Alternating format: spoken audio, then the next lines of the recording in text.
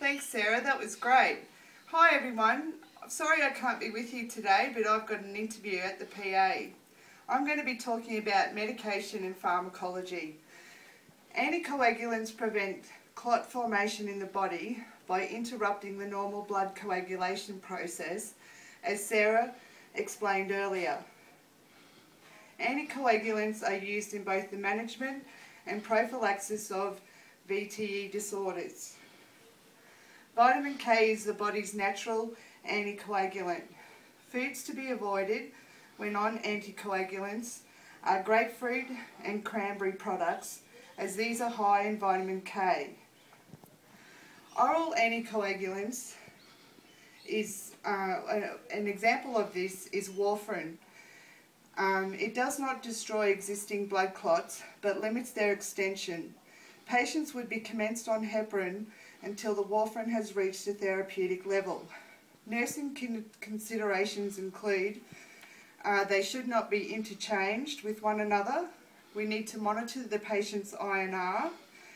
They need to take the prescribed dose at the same time each day, as it says on our medication chart in the hospital.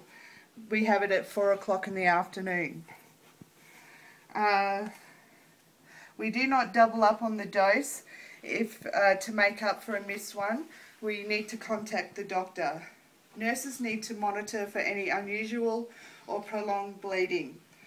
Notify the doctor or the dentist if the patient has any surgery booked, and we need to check for any interactions with other medications. The next one is the low molecular weight heparins. An example of this is Fragmin and Clexane. These stop blood and fibrin clot formation, but they don't dissolve any existing clots.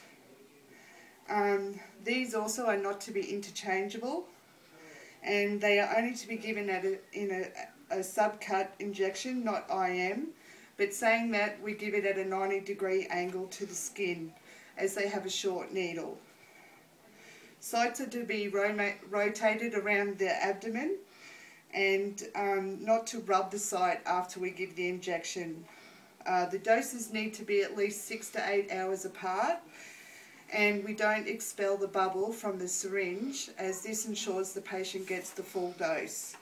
Also, we need to monitor the platelet counts.